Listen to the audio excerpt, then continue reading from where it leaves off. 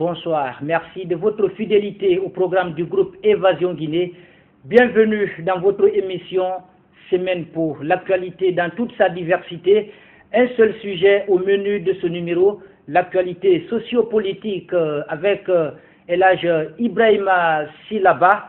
Monsieur Ibrahima Silaba est le président du PGRP, entendez Parti guinéen pour la renaissance et le progrès. Elhadj Silaba, bonsoir. Bonsoir, monsieur Guilabou. Bienvenue dans Semaine pour. Je vous remercie. Alors, d'entrée de jeu, je vais vous poser cette question. L'opposition aujourd'hui était réunie à la maison de la presse pour pouvoir faire le point sur l'actualité sociopolitique. Dites-nous qu'est-ce qui a été décidé finalement. Est-ce que cette coalition a enfin décliné son programme de manifestation de rue comme elle avait annoncé? Écoutez, lors de la dernière réunion que l'opposition parlementaire a tenue au siège de l'UFR, nous avions effectivement annoncé qu'aujourd'hui, en conférence de presse, qu'on allait décliner votre programme de manifestation. Notre programme de manifestation. Donc, mais entre-temps, qu'est-ce qui s'est passé? Au cours de nos discussions à l'Assemblée nationale, avec le ministre de la décentralisation, Alassane Condé. Alassane Condé, il nous a fait comprendre que le gouvernement était prêt à signer le procès-verbal du dialogue que nous avons tenu. Dialogue qui était très important pour nous, puisque les conclusions de ce dialogue, c'était des conclusions qui avaient été obtenues d'une manière consensuelle avec tous les protagonistes des élections. Donc on s'attendait à ce que cet accord soit signé et ça n'a pas été le cas. Donc M. Alassane Condé nous a annoncé que lundi, c'est-à-dire ce lundi-là, oui. En fait, on aurait... le lundi passé, ils étaient prêts à signer le procès-verbal de ce dialogue. Donc on s'est dit, bon, qu'on va voir si on va voir encore s'ils vont tenir leur parole. Alors, d'après ce que je comprends, compte tenu de tout ce qui se passe actuellement, c'est le jeudi qui prévoit la signature de ce procès-verbal. Maintenant, que le procès-verbal soit signé, nous voulons savoir dans quelles conditions. Parce que vous avez tous remarqué que la CENI a poursuivi ses activités. Donc, dans ce dialogue, il était prévu de mettre en place un comité de veille, un comité de surveillance, qui allait pas à pas vérifier que le travail de la CENI se faisait d'une manière consensuelle pour qu'il y ait apaisement. Oui, mais est-ce que cela a été fait? Parce qu'aujourd'hui, la CENI, en tout cas, a procédé au recrutement de l'opérateur chargé de la révision du fichier électoral au compte de la présidentielle de 2015. Ce comité a été mis sur pied?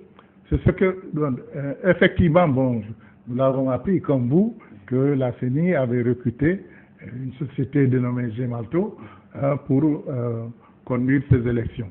Donc nous, ce recrutement-là, nous n'en prenons pas acte parce que nous n'avons pas fait partie de ce recrutement.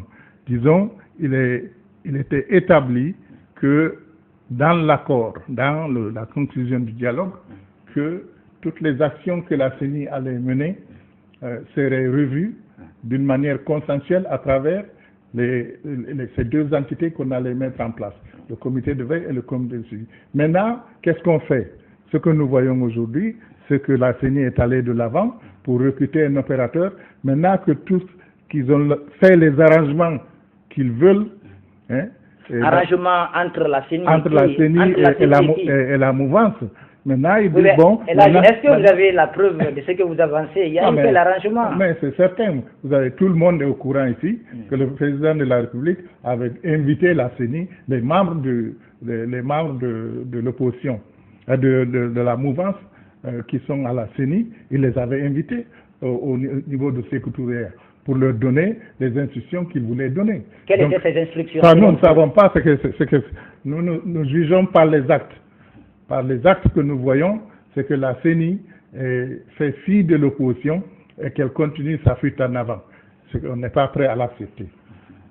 Donc, maintenant, disons qu'ils ont, comme d'habitude, c'est-à-dire ils font la sourde oreille et ils font leurs transactions. Et quand ils sont sûrs maintenant qu'ils ont mis en place ce qu'ils veulent, ensuite ils disent oui, maintenant on va signer. Tout ce qu'on va signer, tout ce qu'ils ont fait ici pour le recrutement de Gemalto, nous ne le reconnaissons pas en tant qu'opposition. Donc pour nous, c'est de nul effet. Oui, mais Elhadj, aujourd'hui, vous êtes prêt à venir à la table de négociation avec cet appel, la main tendue du ministre de l'administration du territoire. Quand vous venez sur la table de négociation, quels seront vos principaux points de revendication? Les principaux points de revendication, c'est encore de suivre les dispositions du dialogue que nous avons tenu. C'est-à-dire, dans ce dialogue, nous avons conclu d'une manière consensuelle, il y a des dispositions qui doivent être prises. On doit les mettre en place avant d'entreprendre quelque autre action que ce soit. La CENI était tenue d'attendre la mise en place de ces institutions avant de faire quelque action que ce soit. Et ils ne l'ont pas fait. Donc nous considérons tout ce qu'ils ont fait comme quelque chose de nul et de non avenu. Alors, ça veut dire que quand vous reprendrez le dialogue, vous allez réclamer que la CENI reprenne encore les activités au point zéro, notamment le recrutement de l'opérateur chargé de la révision du fichier électoral? Oui, absolument. C'est mon point de vue en tout cas. Ouais. Donc on va le reprendre, c'est-à-dire que ce sera encore du temps perdu, comme d'habitude. Bon, ce gouvernement essaye toujours de gagner du temps, et donc c'est ainsi que même pour les élections législatives, vous avez vu comment ils ont traîné pour qu'en fait qu'on aille aux élections que lorsqu'ils sentent qu'ils sont prêts pour les élections, avec un mépris total des dispositions légales en la matière.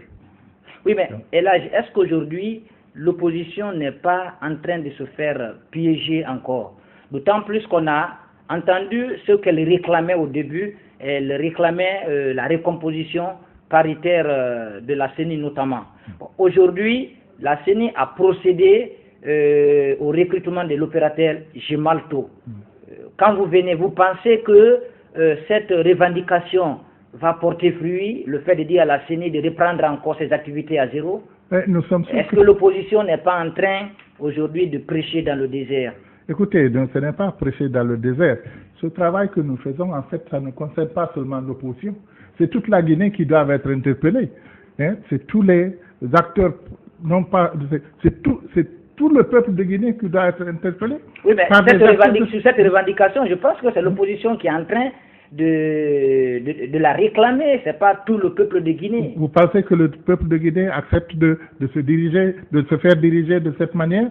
Que c'est qu'on instaure des règles qu'on ne respecte pas et qu'on aille directement vers une dictature? Le peuple de Guinée ne veut pas cela. Vous pensez qu'il y a dictature en la matière? Mais absolument. Parce que de toute façon, le gouvernement, qu'est-ce qu'il est en train de faire? Il est en train d'utiliser toutes les astuces possibles et imaginables et pour pouvoir mettre en place une structure qui lui permette de gagner les élections.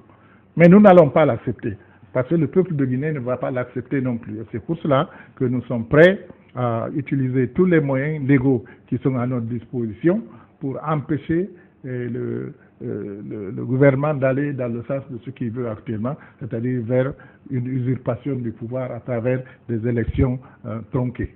Alors, l'opposition aujourd'hui n'est pas en train de se discréditer envers le peuple de Guinée. Elle avait annoncé au cours d'une réunion la semaine passée qu'elle allait décliner aujourd'hui son programme de manifestation des rues, mais coup de théâtre en lieu et place de ce programme. Aujourd'hui, elle annonce une nouvelle négociation avec le pouvoir. Écoutez, l'opposition est une opposition qui veut la paix dans le pays. C'est-à-dire, nous ne sommes pas là pour brûler le pays. On veut construire ce pays. Mais il est certain que nous sommes là pour l'application des lois. Il faut que le gouvernement accepte de se conformer à la loi. Parce que le président Alpha Condé a été élu, il a juré devant toute la Guinée qu'il respecterait les lois. Donc actuellement, c'est un parjure qu'il doit être rejeté par toute la population par les actions qu'il est en train de mener. Quelles sont ces actions à votre avis? Les actions, c'est de bafouer totalement le processus électoral. On devait tenir des élections communales. Ce n'est pas le président qui est chargé dans les conditions normales de gérer le processus électoral, c'est plutôt la CENI et la SILA. Écoutez, la CENI gère les élections au compte de toute la nation, mais en s'appuyant sur les parties prenantes. Parce que les parties prenantes aux élections, c'est les partis politiques. Donc il est absolument essentiel que cette CENI soit, d'abord, on avait mis en place une CENI paritaire, c'est ce qui avait été prévu. Aujourd'hui, nous n'avons apparemment que 3 représentants de l'opposition à la CENI. Tous les autres, il y a eu transhumance de certains d'entre eux vers la mouvance.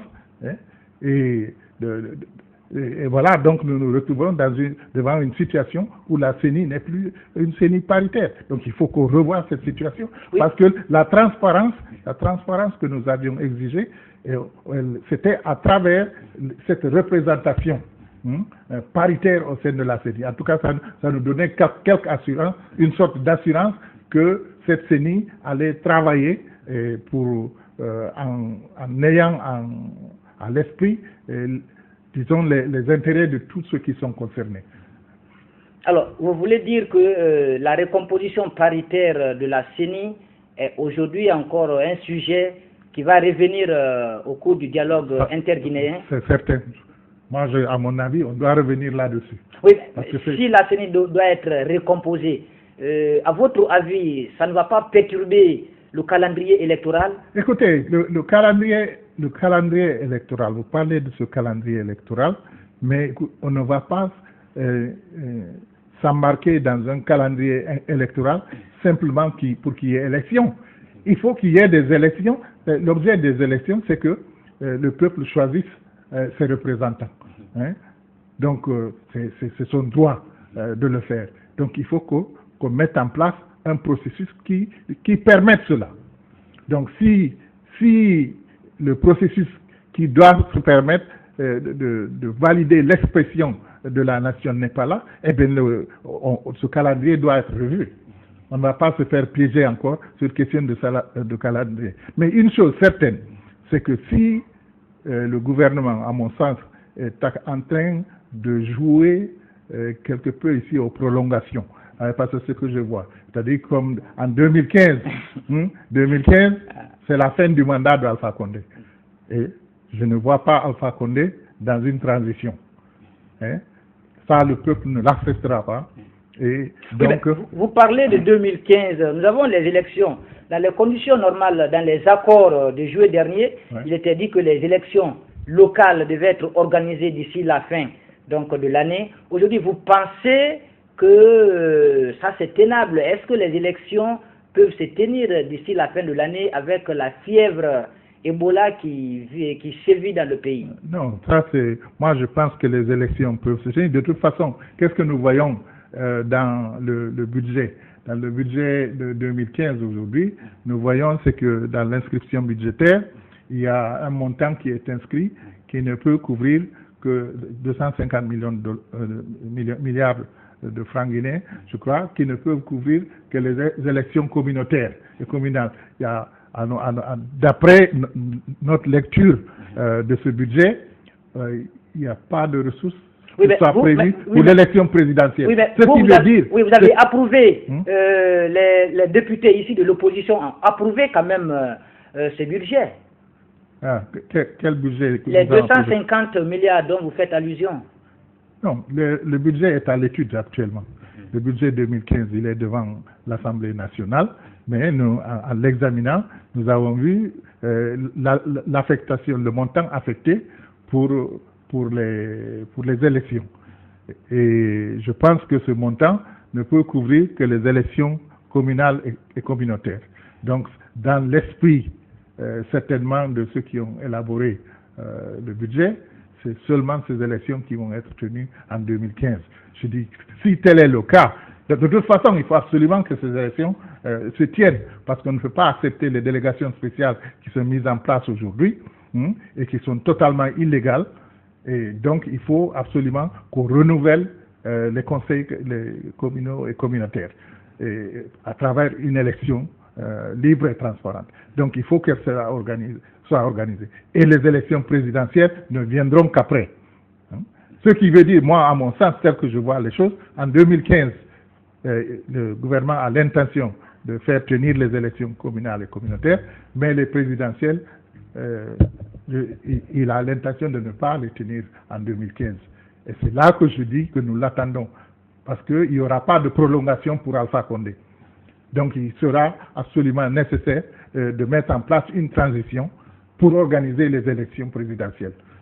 C'est comme ça que je prévois ce qui va arriver.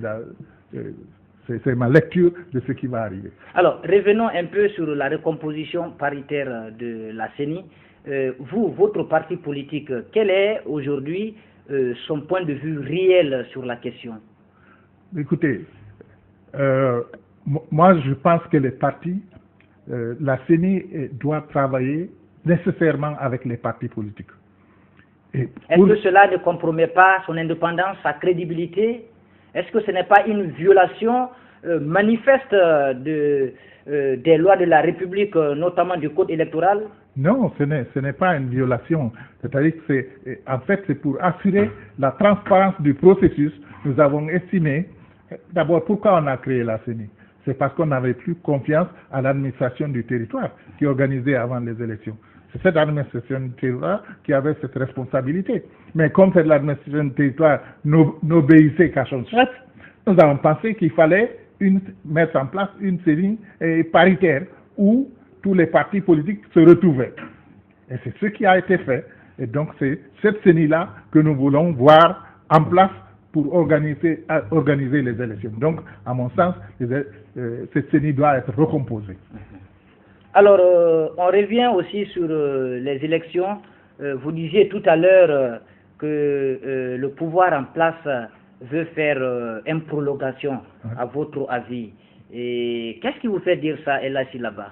Ce qui me le fait dire, c'est très simple, c'est que les actions du gouvernement et ses intentions sont reflétées dans le budget. Et le budget qui est devant l'Assemblée nationale aujourd'hui n'a pas de provision pour des élections présidentielles, autant que d'après ce que j'ai vu. Oui, mais est-ce que l'opposition elle-même, elle est prête aujourd'hui à aller aux élections municipales? Bien sûr que nous sommes prêts. Nous sommes prêts à aller aux élections. C'est pour cela que ces élections devaient avoir lieu le premier trimestre de 2015. C'est même 2014 qu'elles devaient avoir lieu, le premier trimestre. Et nous sommes aujourd'hui en 2015, elles ne sont pas encore là. Donc c'est tout à fait inacceptable. Et je dis que par rapport à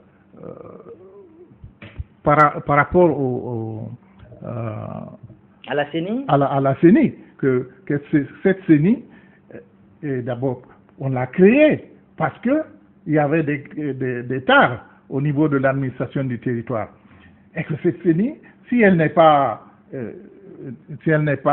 restructurée d'une manière paritaire, eh bien, ce n'est pas la peine d'avoir une CENI budgétivore qui est là pour 7 ans et des gens qui se conduisent exactement comme l'administration du territoire se serait conduite. Donc ce n'est pas la peine d'avoir une CENI. Dans ce cas, il n'y a qu'à s'en débarrasser et revenir à l'administration du territoire. Oui, mais là, là-bas, est-ce que l'opposition ne réclame pas trop? Parce qu'on a vu quand même en 2010, elle a demandé le départ de Luceni Camara. Luceni Camara est parti. Pendant les élections législatives, on a vu une nouvelle CENI. On a fini avec les élections législatives. Pratiquement, l'opposition avait ses représentants au sein de cette institution. Aujourd'hui, elle réclame encore à corps et à cri cette recomposition. Moi, je pense qu'il faut mettre la CENI telle qu'elle a été conçue actuellement, une CENI paritaire. C'est ce que nous demandons. Un point trait. Donc, tant que nous n'aurons pas cette CENI-là, c'est qu'on n'a aucune garantie de transparence des élections qui seraient organisées par une CENI telle qu'elle se présente aujourd'hui à nous. Oui, mais on vous a quand même vu en 2010, quand vous étiez au sein du RPG Arc-en-Ciel, vous n'avez jamais levé la main pour dénoncer, en tout cas, cet état de fait, même pendant les élections législatives. C'est lorsque, aujourd'hui, vous êtes revenu du côté de l'opposition, alors que vous tapez du poing sur la table, et là, c'est là-bas. Mais écoutez, en ce temps-là, est-ce que la CENI n'était pas...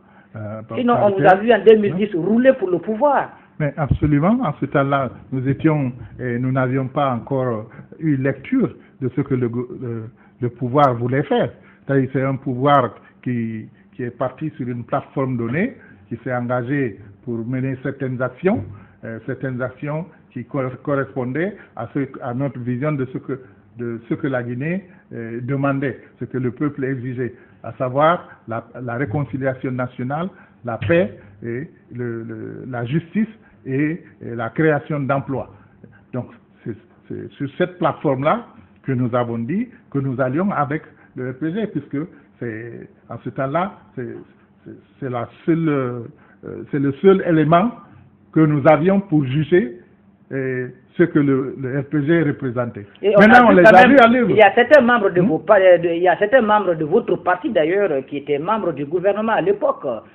Oui, effectivement, il y a, c'est pas certainement, mais mon épouse était membre du gouvernement. Mais écoutez, comme j'ai dit encore, nous n'avions pas de préjugés. Nous voulions lui donner le bénéfice du doute. Et nous nous sommes engagés avec le RPG dans la mesure où il respectait le protocole d'accord que nous avons signé. Ce protocole, on en a parlé à maintes reprises, et il avait les exigences principales suivantes. C'était la réconciliation nationale, la mise en place de un état de droit, et la justice, et donc que tous les Guinéens soient égaux devant la loi. Oui, toutes ces questions aujourd'hui, à votre avis, toutes ces questions aujourd'hui n'ont pas été réalisées à votre avis? Elles ont été toutes bafouées. D'abord, la réconciliation nationale, qui, à mon sens, est extrêmement importante. Et qu'est-ce que nous avons vu depuis l'avènement de ce gouvernement? C'est plutôt la division du pays. L'introduction de notions, des notions surannées que tout le monde avait rejetées depuis longtemps. On nous parle maintenant, on donne des agréments à des ONG, Mandingalon, les Rundés, association des Rundés, et tout ceci, c'est pour déstabiliser. Oui, mais du côté de l'opposition, il y a aussi des mouvements de soutien qui naissent. Donc on ne peut pas dire que c'est seulement les mouvements qui naissent soutiennent simplement que le pouvoir. Non, il y a quand même certaines structures que nous connaissons qui soutiennent par exemple l'opposition. Il y a par exemple le mouvement, on dit mouvement Tout sauf Alpha en 2015. Oui, mouvement Tout sauf Alpha ne dit pas que c'est un mouvement qui est basé sur, qui a une consonance ethnique et parce que l'aspect ethnicité, si vous jouez sur cette corde-là, c'est-à-dire nous sommes partis pour la destruction de la Guinée. Et c'est pour cela que pendant toute la campagne électorale que j'ai menée, j'ai tapé sur ce point, parce qu'il me semble qu'un responsable politique ne veut pas jouer sur la corde de la division. Et la corde ethnique, la corde régionale, c'est des aspects qui doivent être bannis à mon sens, parce qu'ils n'amèneront que la haine et la destruction dans ce pays. C'est pour cela, quand j'ai vu, pour conquérir le Fouta en particulier, parce que c'est le Fouta où que le parti au pouvoir veut déstabiliser, et donc il a réintroduit toutes ces notions de Rundé, et toutes les actions qu'il mène, les actions de division, c'est inacceptable. Et le Fouta d'ailleurs ne va pas l'accepter, parce que ceci va amener à la destruction du pays. Ça va au-delà du Fouta, puisque pendant la campagne électorale, moi je me suis rendu, j'étais près de Bola. Oui, on vous a quand même vu à Besla, à Zérékoré, on vous a quand même vu. Quand nous sommes embourbés près de Bola, il a fallu passer la nuit dans un village, il y a un village guerrier, et nous sommes rentrés demander asile dans cette famille. Et le chef de famille, très gracieusement, a libéré sa chambre et pour nous accommoder. Mais ça, nous avons entendu des cris toute la nuit. Sa femme qui rouspétait. Je me suis demandé, mais qu'est-ce qui se passe? Pourquoi elle est énervée comme ça? Qu'est-ce qui se passe? Ils m'ont dit, elle dit qu'elle en veut à son mari pour avoir accueilli sous son toit des malinqués, des Konyankés, alors que ces Konyankés sont en train de détruire les Guerzés, de tuer les Guerzés. Alors je me suis dit que si déjà au niveau de la population, oui, à la base, il y a un ressentiment de ce genre. Cette question a déjà été résolue. Il y a un document qui a été mis sur pied, les deux communautés ont apposé leur signature. Aujourd'hui, il y a une bonne cohabitation entre les communautés dont vous faites allusion et la Silla. Moi, je veux bien que cela se fasse, mais que ce ne soit pas les leaders politiques de ce pays qui vont aller, disons, mettre le sel dans la plaie, le couteau dans la plaie, pour remuer ces aspects-là, parce que c'est extrêmement grave. Quand un pays va dans la division, qu'est-ce que vous voulez que ce pays devienne un autre Rwanda? Non, ce n'est pas acceptable. En tant que leader politique, nous n'accepterons jamais qu'on joue sur la corde ethnique. Et c'est pour cela aussi, au sein de l'Assemblée, ici, toutes ces questions de droits, des droits et de réconciliation nationale. Nous pensons que c'est un aspect extrêmement sensible. Et j'ai entendu hier, pendant les discussions, quelqu'un qui disait que les traîtres sont morts. Hein? Je l'ai entendu hier. Alors je me suis énervé parce que ceci est inacceptable. D'abord, que les gens ont subi. Oui, mais est-ce que vous ne pensez pas qu'il y a des pyromanes de part et d'autre? Absolument. Que ce soit du côté de l'opposition et du côté de la mouvance? Je vous le concède. Il se pourrait qu'il y ait des pyromanes de part et d'autre. Mais je dis à ces pyromanes, ce n'est pas une corde qu'il faut jouer dans le contexte actuel. La Guinée a besoin de paix. La Guinée a besoin de réconciliation. Le peuple de Guinée a besoin de se développer. Dieu a offert tout à ce pays, sauf des leaders qui lui apportent le bonheur. Il faut que cela change. Il faut que nous fassions la paix pour qu'on s'occupe du développement. Parce que c'est ce que le peuple demande. Alors, et là, vous avez migré, vous avez quitté la mouvance plutôt pour l'opposition. Dites-nous comment vous préparez la prochaine présidentielle de 2015. Écoutez, la prochaine présidentielle, c'est-à-dire que moi, Parce que vous êtes en train de dénoncer des choses aujourd'hui, vous oubliez qu'aujourd'hui, de part et d'autre, les responsabilités en ce qui concerne la mauvaise gestion, en tant que bon Guinéen, quand même sont situées. Oui, les responsabilités peuvent être partagées. Voilà. Il y a des leaders hier qui ont géré le pays, mais aujourd'hui, qui se sont cachés derrière leur carcan de statut politique. Aujourd'hui. Bon. Quel est votre avis sur toutes ces questions? Cela, c'est une possibilité, mais tout ce que je dirais que la Guinée a évolué. Le peuple de Guinée aujourd'hui a une appréciation très lucide de ses leaders. Et les programmes politiques que nous allons présenter, ce sont ces programmes politiques-là qui vont prédominer. Oui, votre parti va s'allier par exemple à un autre grand parti de l'opposition? Actuellement, moi je ne m'aligne pas devant des personnes. Je m'aligne devant un programme de société. Un programme de société qui va être bon pour le pays. C'est ce programme de société-là que je vais supporter. Et je pense que pour le moment, ceux qui se sont réunis au sein de l'opposition républicaine semblent tous travailler pour la mise en place de cette Guinée de demain que nous voulons tous. Donc, dans la mesure où nous continuons à nous entendre sur les fondamentaux de développement futur de la Guinée, de ses orientations futures, moi je n'ai aucun problème à aller avec eux. Voilà, mais si aujourd'hui le pouvoir vous appelait pour vous confier un poste, allez-vous accepter et là, si là-bas? Ça, c'est hors de question. Je crois que vous n'allez même pas me poser cette question parce que voilà un pouvoir qui ne respecte aucun de ses engagements. Et vous allez voir tous ceux qui se sont approchés du pouvoir, c'est pour exploiter ce qu'ils savent, pour tirer la sève et les balancer et les mettre de côté après. C'est tout ce que ce pouvoir est capable de faire, parce qu'ils sont très, très forts dans la manipulation. Et ils veulent tout tirer de toi et ensuite ils te mettent de côté parce que ce qui les intéresse, c'est leur enrichissement personnel. Oui, mais là, on vous a quand même vu auprès de certaines institutions internationales, notamment la Banque mondiale et le Fonds monétaire international, des structures pour lesquelles vous avez travaillé pendant près de 40 ans. Qu'est-ce qui vous a motivé à venir en politique dans votre pays? Bon, je dirais, je n'ai pas travaillé pour le Fonds monétaire international. Ah, c'est la banque? J'ai travaillé, c'est la Banque mondiale, que j'ai fait 24 ans. Et ensuite, après, c'est la Banque islamique de développement. Disons, comme ayant œuvré dans le développement pendant plus de 40 ans, je me suis dit que j'avais accumulé une certaine somme d'expérience que je devais mettre à la disposition de mon pays. Et quand je suis venu ici, je me suis investi dans des programmes auxquels je croyais fermement, des programmes qui renforçaient la capacité de gestion à la base, des programmes qui devaient contribuer à la création de richesses à la base. Et pour que tout ne se passe pas au niveau du sommet, c'est le programme de décentralisation du PACV, qui est un programme pour moi phare dans ce pays. Donc, au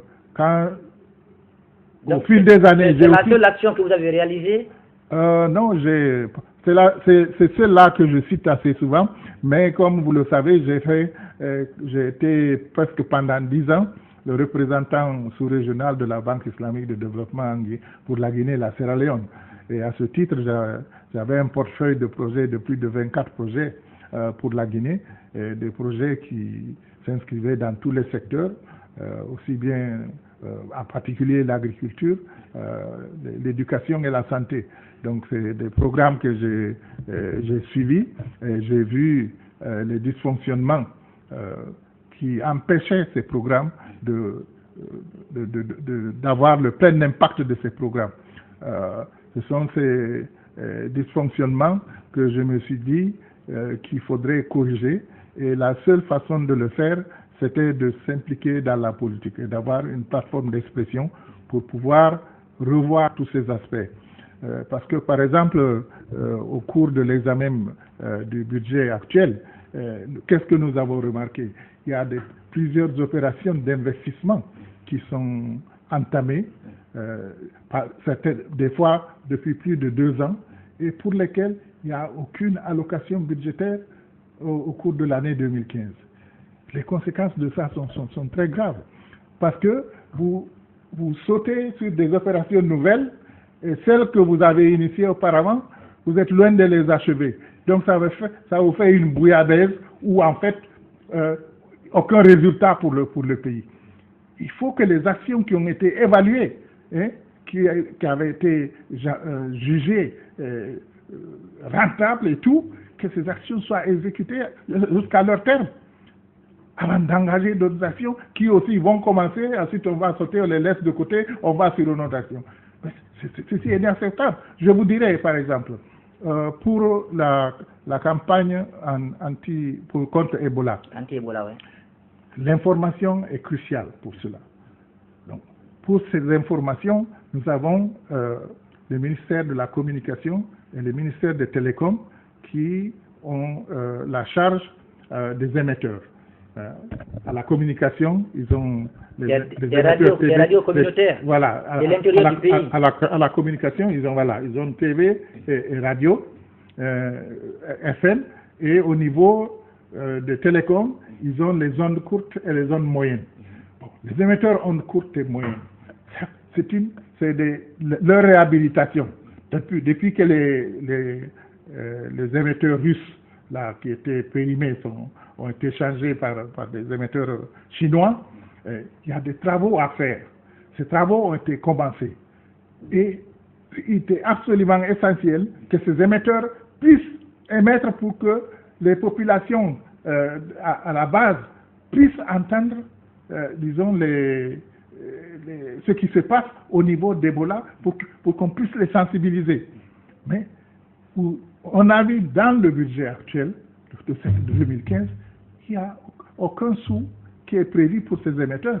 Mais au contraire, on va se lancer pour, disons, mettre en place ce qu'ils appellent le backbone, la dorsale, le câble optique, qui vont pour relier toutes les préfectures de Guinée. C'est un projet qu'ils ont signé à la va-vite pour 238 millions de dollars et pour lequel certaines actions sont logées.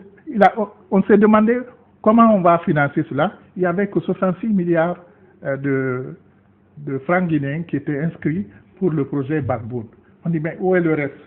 Le reste, c'est caché au niveau du ministère de l'énergie et de l'hydraulique, où il y a à peu près 450 milliards qui sont prévus là. On dit, mais qu'est-ce que c'est que ça? Pourquoi on met des ressources qui sont normalement sous la responsabilité du ministère de Télécom, on les retrouve au niveau de l'énergie? Mais c'est du n'importe quoi. Ou bien on veut dissimuler quelque chose? C'est toutes ces questions que nous nous posons. Donc, ma foi, il y a une telle turpitude autour de toutes ces actions qu'il faut qu'on le dénonce.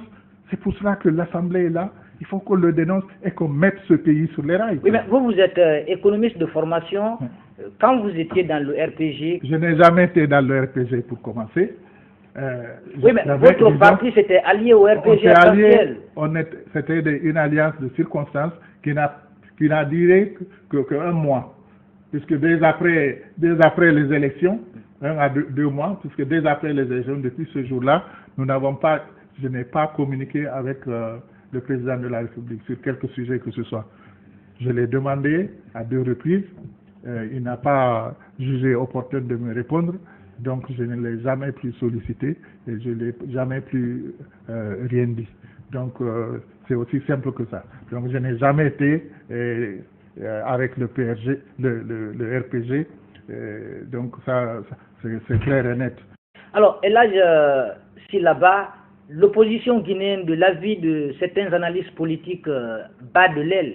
On a quand même vu certains grands leaders politiques entre griffes, comme Kassori, qui a par exemple été nommé récemment par le président de la République. Est-ce que d'ici la présidentielle de 2015, quelle stratégie avez-vous, en quelque sorte, aujourd'hui, pour jouer un peu sur l'unisson? Ouais, je pense que d'abord l'opposition ne bat pas de l'aile. Aujourd'hui, si vous voyez la mobilisation... Oui, beaucoup pensent que l'opposition bat de l'aile. Il y a certaines questions, par exemple, qui ne font pas unanimité au sein de cette coalition politique. On a vu certains leaders politiques demander la candidature unique de Sidya Touré en 2015, mais cette question n'a pas été approuvée par tous les partis membres de votre frange de l'opposition. D'abord, cette question, à ma connaissance, n'a jamais été posée encore à l'opposition parlementaire dans son ensemble. Oui, à savoir, qu'est-ce qu'il faut faire. Et c'est ça la pluralité d'expression. C'est-à-dire, chacun a des points de vue particuliers. Mais c'est pour cela, le moment venu, on s'asseyra, on verra la meilleure stratégie à prendre et le meilleur chemin à prendre pour vraiment débouter à Condé du pouvoir. Oui, mais votre parti, quelle est sa position dessus? Est-ce que aujourd'hui vous réclamez, comme certains partis politiques, à corps et à cri, en tout cas la candidature unique au sein de l'opposition? Non, pour vous dire non. Moi, comme j'ai dit, je ne suis pas là pour m'aligner devant telle ou telle personne à ce stade-ci. C'est-à-dire on s'entendra sur une plateforme donnée et ceux qui pourront mieux supporter cette plateforme-là, la vendre au peuple de Guinée, on se mettra derrière cette personne. Alors, et là, nous arrivons au terme de cette émission. Quel est votre mot de la fin? Quel appel avez-vous à lancer justement à vos militants et sympathisants, au peuple de Guinée, justement pour la préservation de la paix et de l'unité nationale? À tous les militants, d'abord, je les remercie pour tout le support qu'ils nous ont donné pour me mettre à l'Assemblée nationale. Et ce que je leur dis, c'est de persévérer, c'est-à-dire les idées fondamentales sur lesquelles nous nous sommes engagés, de supporter ces idées. Et que tôt ou tard, nous vaincrons. Parce que ce qui est important, ce n'est pas les personnes, ce sont les idées. Et ces idées-là, je crois qu'elles font aujourd'hui du chemin dans la jeunesse de la Guinée, une jeunesse qui sait qu'elle doit avoir la paix dans le pays, une jeunesse qui sait qu'on doit développer le pays pour créer des emplois, et une jeunesse qui sait que la division ne fera que nous faire reculer. Donc, moi, je suis confiant pour l'avenir de ce pays parce que le peuple a pris conscience et le peuple saura sur quel leader ils vont s'appuyer pour aller de l'avant. Voilà, mesdames et messieurs, c'est la fin de cette émission. Je vous donne rendez-vous très prochainement sur Évasion Guinée avec d'autres leaders politiques et éventuellement nous serons le jeudi avec le président du groupe parlementaire du RPG Arc-en-Ciel. Prenez soin de vous, je vous donne rendez-vous le jeudi prochain. Merci.